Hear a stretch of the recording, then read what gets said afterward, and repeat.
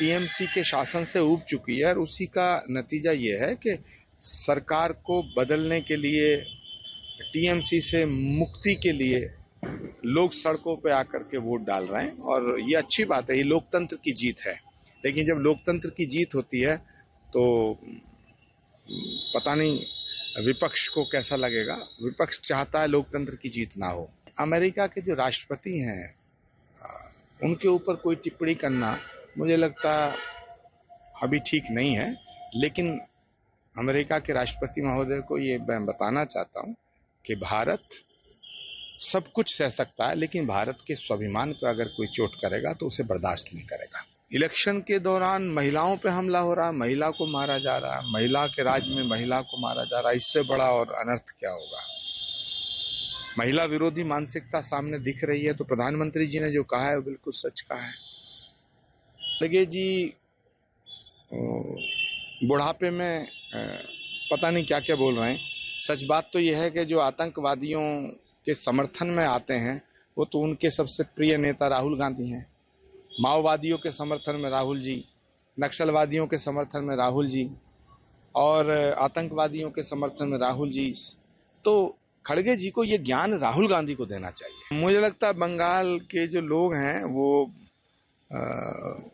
TMC से मुक्ति चाहते हैं, उसी के लिए उनका जो जोश है वो दिख रहा है और परिवर्तन संसार का नियम है, वहां भी होना चाहिए।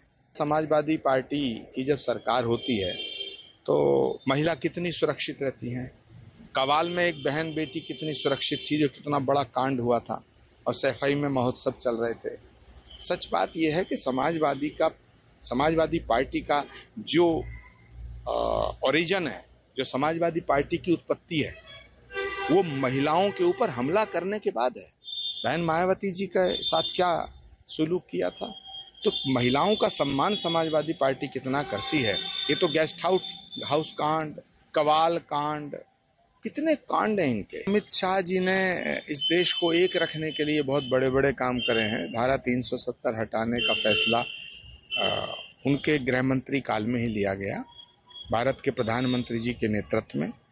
और मुझे लगता है कि जो काम सरदार पटेल ने किया था निजाम हैदराबाद को भारत में मिलाने का, वैसा ही अमित शाह जी जो कह रहे हैं, तो वेस्ट बंगाल में, क्योंकि वेस्ट बंगाल में ममता दीदी ने वो आलम कर दिया टीएमसी ने कि वेस्ट बंगाल के कुछ लोग अपने आप को भारत से बड़ा समझने लगे थे।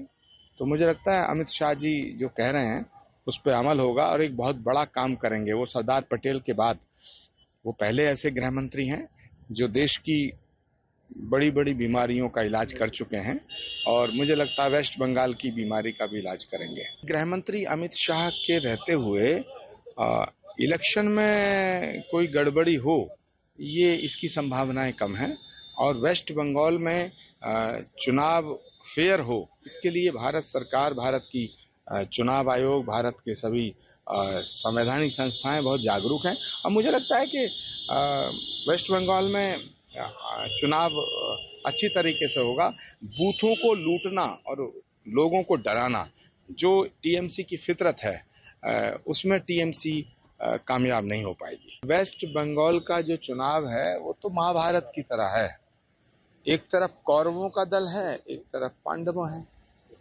अब कौरवों का जो दल है वो तो आप जानते ही हो कि कौरव दल तो शुरू में ऐसा लगता है कि भाई तो उसी का परिणाम है ये, लेकिन अंततः जीत पांडवों की होगी। उनको उनके सुरक्षा गार्ड ने बचाया है, पर काफी वीडियो उसका वायरल भी हो रहा है।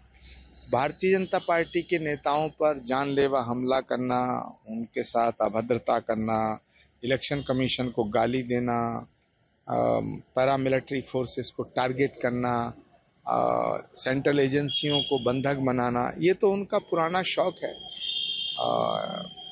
एक्चुअली टीएमसी जो है वो उस जमाने के वामपंथियों का जो बिगड़ा हुआ स्वरूप था उसका लेटेस्ट वर्जन है।